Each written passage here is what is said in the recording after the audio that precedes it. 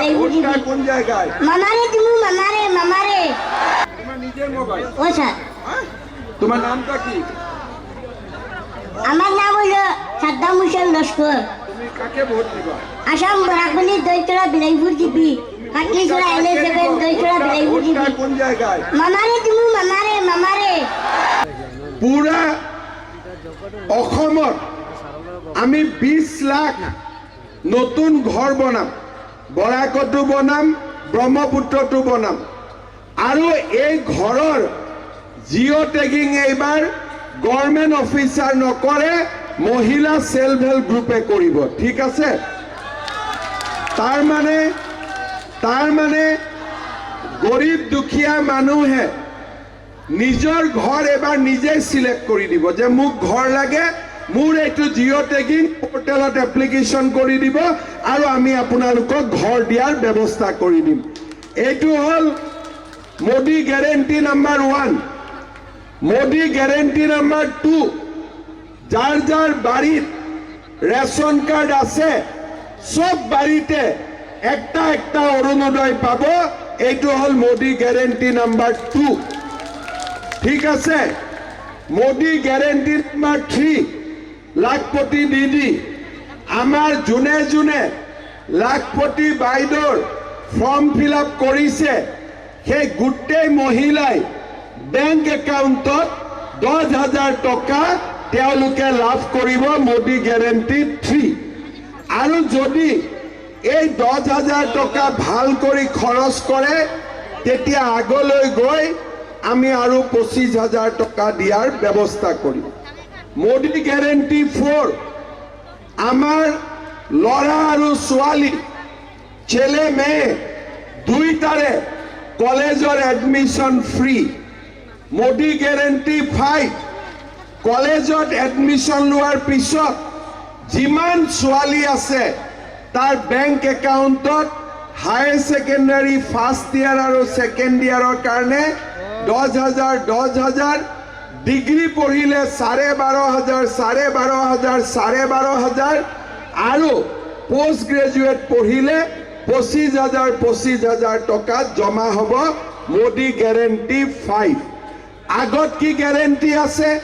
Ration কাৰ্ডত 5 KG free চাউল Ujjwala gas Ayushman ভাৰতৰ কাৰ্ড এই তিনটাটো চলি থাকিলে লগত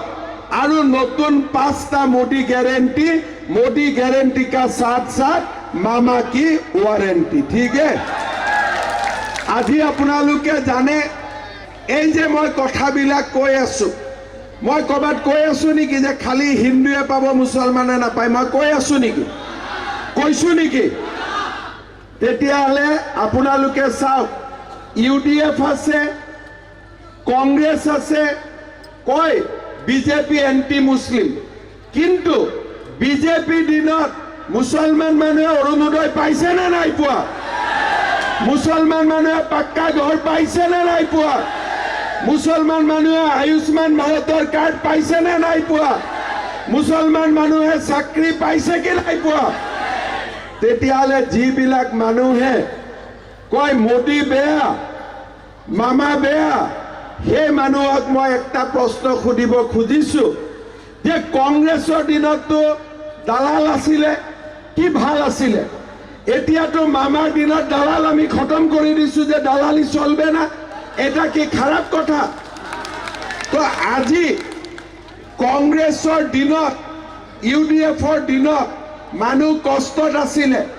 আজি মানুহ কষ্টত থাকিব নালাগে ये 400 पार में तो करीमगंज का काम मोदी जी भी करेगा हम लोग भी करेगा अभी मैंने बोला वकील बिना फीस लेके काम नहीं करता है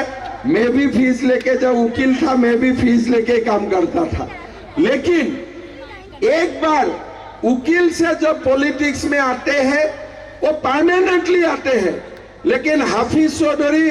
चुनाव का पहले पॉलिटिशियन होता है और चुनाव हार जाने के बाद फिर वकील हो जाता है अभी मैंने बोला वकील बिना फीस लेके काम नहीं करता है मैं भी फीस लेके जब वकील था मैं भी फीस लेके काम करता था लेकिन एक बार वकील से जब पॉलिटिक्स में आते हैं वो परमानेंटली आते हैं। लेकिन हाफिज चौधरी चुनाव का पहले पॉलिटिशियन होता है और चुनाव हार जाने के बाद फिर वकील हो जाता है। कि हम लोग को सबका साथ एक साथ रहना है। बराक में भी डेवलपमेंट हो रहा है, ब्रह्मपुत्र में भी डेवलपमेंट हो रहा है और सारे कम्युनिटी का बीच डेवलपमेंट हो रहा है। भाई और बहनों, मैं आप लोगों को रिक्वेस्ट करूंगा कि अपना वोट यूडीएफ और कांग्रेस को देके बेकार मत कीजिए। कोई लोग यहां में फेसबुक करता है कि भाई कांग्रेस को वोट दो, यूडीएफ को वोट दो। ये सारा फेसबुक मेरा साथ है, मैं बाद में देखूंगा। उनको मैं घर में बुला के चाय पिला के पूछूंगा, भाई तुमको क्या किया था, कांग्रेस ने क्या दिया था? घर दिया था, चावल दिया था, क्या दिया था? बराक वैली को कांग्रेस ने खाली दलाल दिया था और कुछ नहीं दिया था इतना साल में। तो जो ज्यादा फेसबुक कर रहा है, ज्यादा वो लिख रहा है कि कांग्रेस को वोट डालो, कांग्रेस को वोट डालो, बाद में सबको मेरा घर में मैं चाय पीने के लिए बुलाऊंगा और उसको मैं पूछूंगा, भाई कांग्रेस ने आपको क्या लॉलीपॉप दे दिया? कांग्रेस ने क्या किया? हम खुद कांग्रेस में 20 साल था। कांग्रेस जैसा बेकार पार्टी दुनिया में और कोई नहीं है। मैं तो 20 साल कांग्रेस में रहा। कांग्रेस का समय हम लोग को क्या मिला था? कोई अरुणोदय स्कीम आया था, कोई मकान आया था, कोई फ्री राइस आया था।